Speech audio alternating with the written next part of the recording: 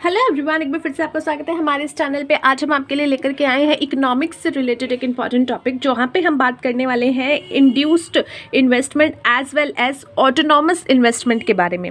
तो ये दोनों टॉपिक आपका एग्जाम के पॉइंट ऑफ व्यू से बहुत बहुत ज़्यादा इंपॉर्टेंट है। अगर क्वेश्चन की बात करें तो आपका इसमें अलग से एक क्वेश्चन आ सकता है शॉर्ट नोट लिखने के लिए, जहाँ पे सिर्फ इंड्यूस इन्वेस्टमेंट के बारे में पूछा जा सकता है या फिर सिर्फ ऑटोनॉमस इन्वेस्टमेंट के बारे में पूछा जा सकता है। लॉन्ग क्वेश्चन में आपको इन दोनों के बारे में पूछने के चांसेस ज़्यादा आ जाते हैं, तो इसलिए दोनों लिहाज से टॉपिक को करके जाइएगा, अलग अलग भी इनको देखिएगा एंड एक साथ भी इनके बारे में जो है थोड़ा सा ज़्यादा आप पढ़ के जाइएगा। सो चलिए शुरू करते हैं। सबसे पहले इन्वेस्टमेंट की बात करें तो इन्वेस्टमेंट जो है वो सिग्निफाई करता है रियल और फिजिकल इन्वेस्टमेंट दोनों को लेकर के, जिसका मतलब है कि अगर आप स्टॉक बढ़ा रहे हो अपनी कैपिटल का, यानी कैपिटल वाले जो स्टॉक्स हैं उनको बढ़ा रहे हो, कैपिटल एसेट वाले जो है उनको बढ़ा रहे हो, जैसे मशीन्स बढ़ा रहे हो, इक्विपमेंट्स बढ़ा रहे हो, कंस्ट्रक्शन की एक्टिविटीज़ बढ़ा रहे हो, इन्वेंट्रीज बढ़ा रहे हो, तो इसको क्या कहा जाएगा? And the increase in the stock of consumer goods, तो इसको भी कहा जाएगा कि आपने इन्वेस्टमेंट की है। इन्वेस्टमेंट का मतलब ये नहीं है कि सिर्फ आपने बैंक में जाकर के पैसा डाल दिया, शेयर मार्केट में डाल दिया, एफडीज में डाल दिया और वहाँ पे इन्वेस्टमेंट कर दी, बट उनके अलावा जैसे अगर आपकी कोई ऑर्गेनाइजेशन है, आपकी कोई कंपनी है और आप उसको आगे बढ़ाने के लिए, आगे और ज़्यादा फर्दर उसमें जो है इम्प्रूवमेंट करने के लिए आपने उसमें क्या किया? आपने उसमें पैसे डाले, आपने बहुत सारे उसमें पैसे डाले, बहुत सारी कैपिटल डाली, आपने मशीनें बढ़ा दी, तो ये भी क्या है? ये भी एक इन्वेस्टमेंट है। जैसे बिजनेस शुरू करने से पहले की जाती है वो भी इन्वेस्टमेंट होती है, वैसे चलते बिजनेस में भी अगर आप कैपिटल एसेट बढ़ा रहे हो तो वो भी इन्वेस्टमेंट होती है। सो इन्वेस्टमेंट जो है वो दोनों तरीके की हो सकती है, real one and physical investment. The money spent on government security, debentures, shares, etc. come with the category of financial investment and hence is not included in the real investment. जो आप पैसे डालते हो गवर्नमेंट सिक्योरिटीज में, debentures में, shares में, तो ऐसी जगह जब आप अपना पैसा डालते हो इन कैटेगरी में, तो ये एक फाइनेंशियल इन्वेस्टमेंट होती है, फाइनेंशियल इन्वेस्टमेंट होती है और इसको रियल इन्वेस्टमेंट नहीं कहा जाएगा। कोई मशीनरी नहीं लगी, कोई चीज़ नहीं लगी, तो ये क्या है? ये सिर्फ और सिर्फ एक फाइनेंशियल इन्वेस्टमेंट है, not the real investment. Increase in financial investment does not increase the stock of capital asset. अगर आपने फाइनेंशियल इन्वेस्टमेंट इंक्रीज की है सो वो क्या होता है? वो स्टॉक ऑफ कैपिटल एसेट नहीं बढ़ाता, ये फाइनेंशियल ट्रांसफर होता है एक पर्सन से अनदर पर्सन की तरफ, आपकी तरफ से गवर्नमेंट को चला गया या जो भी कंपनी के शेयर्स है उसको चला गया। सो ये क्या हुआ है? एक फाइनेंशियल इन्वेस्टमेंट हुआ है। इससे जो है आपके जो स्टॉक ऑफ कैपिटल एसेट है वो इंक्रीज नहीं हुआ, बस एक इंसान से दूसरे इंसान में के पास चला गया। अब वो कैसे यूज कर रहा है that is up to him.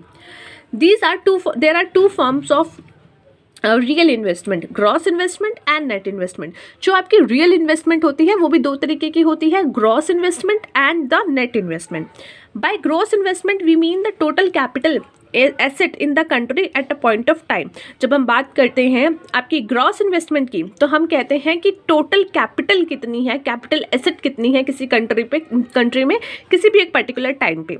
The part of fixed capital which is consumed during the process of production, जिसको हम डेप्रिसिएशन कहते हैं, वो उससे हटा दिया जाता है और जो फिर बचता है उसको नेट इन्वेस्टमेंट कहते हैं। यानी सिंपल सी बात की जाए तो जितना आपने इन्वेस्टमेंट किया है अपनी मशीनरी पे, अपने कैपिटल एसेट पे, वो कितना है that is your net gross investment. और जब आप उसमें से अपना डेप्रिसिएशन खींच लेते हो कि भैया ये तो डेप्रिशिएट हो गया, वो निकाल लेते हो, तो आपको मिलता है नेट इन्वेस्टमेंट। सो ये आपका बन के आता है एक फॉर्मूले के तरीके से कि net investment is what? Net investment is nothing but the gross investment and after deducting the depreciation from the gross investment you can get the net investment. If for maintaining the present level of investment is equal to depreciation, net investment will be zero. क्या बोला गया है कि अगर आप जो है maintain रखना चाहते हो जो आपका प्रेजेंट लेवल है इन्वेस्टमेंट का, तो जो भी आप इन्वेस्टमेंट करे जा रहे हो वो उतना होना चाहिए जितना आपका हर साल डेप्रिसिएशन लग रहा है।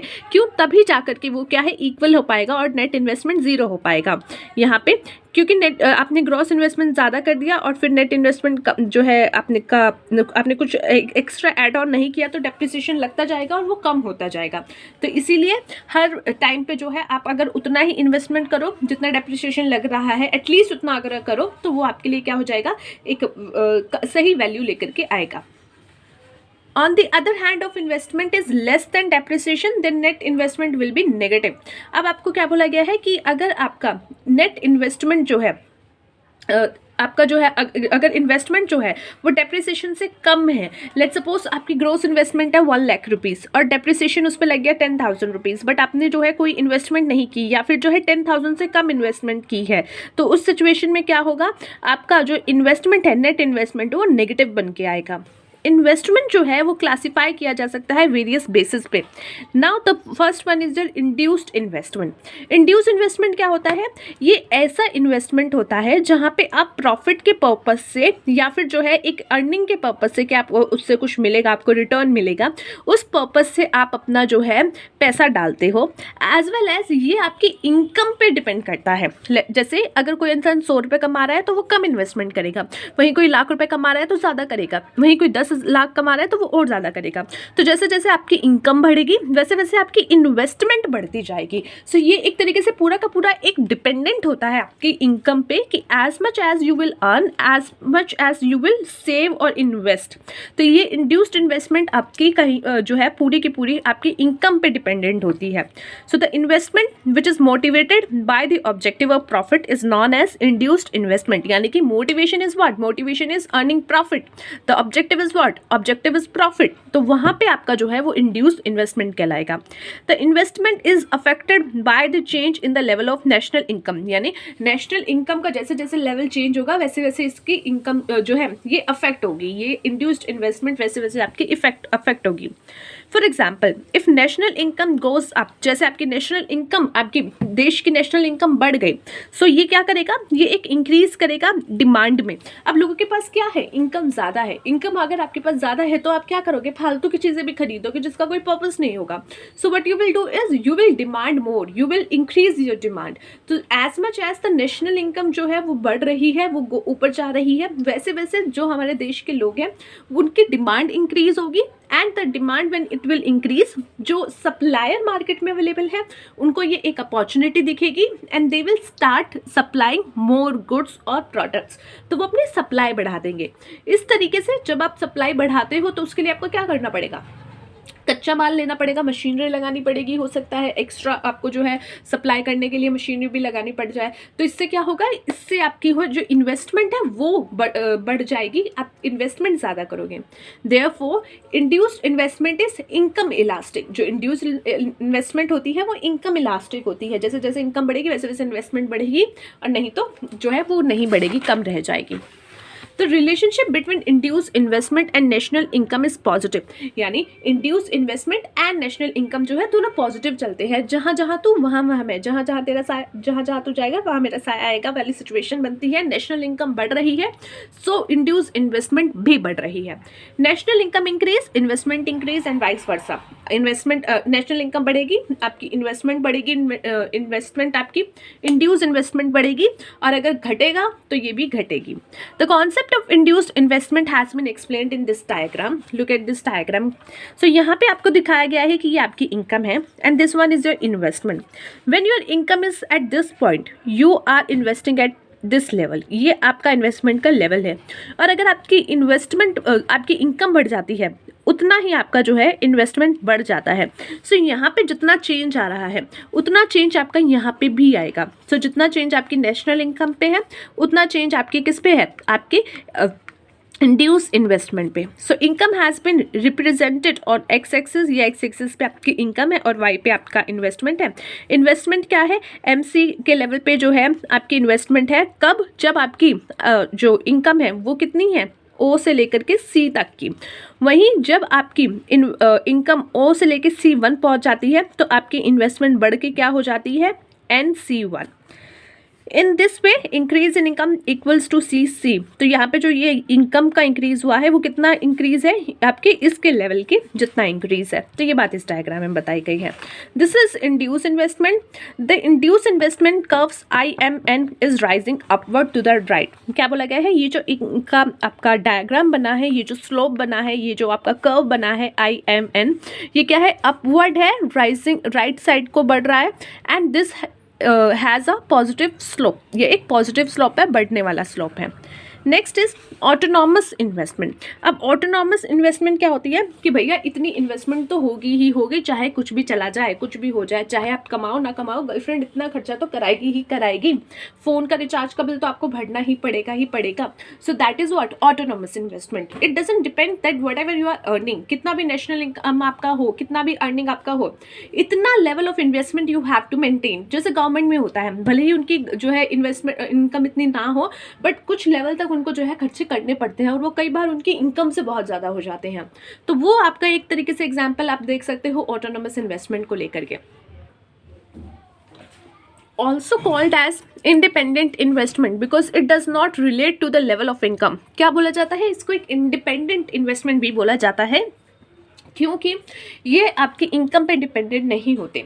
The factor affecting it are other than the income. ये इफेक्ट होते हैं, ऐसी बात नहीं है कि इनको कोई इफेक्ट नहीं करेगा। हर व्यक्ति, हर इंसान हर चीज़ से इफेक्ट हो जाता है, वैसे ही हर चीज़ के लिए कुछ ना कुछ ऐसी चीज़ें हैं जो उसको इफेक्ट करती हैं।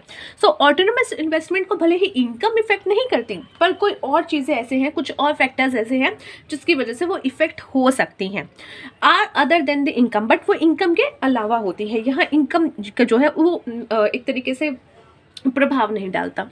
The value of autonomous investment is the same as all level of income. So जो आपकी इन्वेस्टमेंट है वो सेम रहती है, चाहे आप 2 रुपये कमाओ, 50 रुपये कमाओ या 50,000 कमाओ। The investment is income elastic, यानी इनकम भले ही कम हो या ज़्यादा हो, इसमें कोई चेंज नहीं होता। तो ऐसी चीज़ों को क्या बोला जाता है? In elastic. This gives of investment is generally affected by the discovery of new goods, increase in population, change in the nature of consumers' demand, etc. तो ये कुछ ऐसे एग्जाम्पल हैं जिनकी वजह से इनमें जो है कुछ चेंजेस आ सकते हैं या एक तरीके से इफेक्ट किए जा सकता है। Generally such as investment is done by the government. इस तरीके की इन्वेस्टमेंट जो है जनरली गवर्नमेंट द्वारा करी जाती है, हमारे द्वारा नहीं, क्योंकि हम तो इनकम पे डिपेंड होकर के ही इन्वेस्टमेंट करते हैं। बट गवर्नमेंट को इस चीज़ को जो है देखना पड़ता है कि भाई इतना तो लेवल बना करके हमें रखना है, रोड तो बनाने ही बनाने हैं, चाहे कुछ भी हो, पैसा हो ना हो। तो concept of autonomous investment can be explained as, ये देखिए इस तरीके से इसका डायग्राम आपको बन के दिख सकता है, जहाँ पे वटेवर इनकम का जो आपका लेवल है कुछ भी रहे, बट इन्वेस्टमेंट आपकी जो है सेम रहती है, वो हर लेवल पे सेम रहती है। यहाँ पे आपको वाई एक्सिस पे अगेन इन्वेस्टमेंट दिखाई गई है, एक्स एक्सिस पे जो है इनकम दिखाई गई है। ये जो कर्व है ये क्या है? ऑटोनोमस इन्वेस्टमेंट कर्व है, जो कि पैरेलल होता है आपके एक्स एक्सिस पे।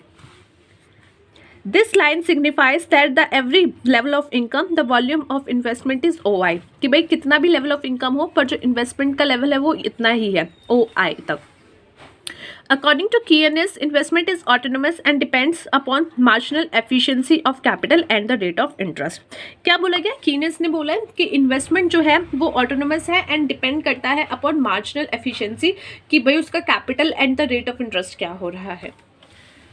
तो ये था गाइज आज का हमारा टॉपिक, जहाँ पे हमने डिस्कस किया about your investment, autonomous investment and induce investment. I hope आपको समझ में आया हो। काफ़ी टाइम से जो है लोग कह रहे थे इकोनॉमिक्स की वीडियोस लाइए, तो मैं कोशिश करती हूँ कि ज़्यादा से ज़्यादा अब इकोनॉमिक्स की कुछ वीडियोज़ आपके लिए लेकर के आ जाओ।